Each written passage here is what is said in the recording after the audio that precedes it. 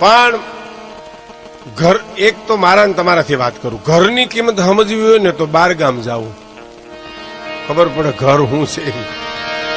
અને આ દેશની કિંમત સમજવી હોય ને તો પરદેશ જવું, ખબર પડે આ ભારત દેશ શું છે. આ દેશ વેદનાનો દેશ છે. વેદો ઉપરથી વેદના શબ્દ આવ્યો. આ દેશ વેદનાનો દેશ છે, સંવેદનાનો દેશ છે. આ દેશ ભૌતિક સુખનો દેશ નથી, સંપત્તિની હારે રાચનારો આ દેશ નથી. આ દેશ વેદના અને રુજુતારો આ દેશ છે.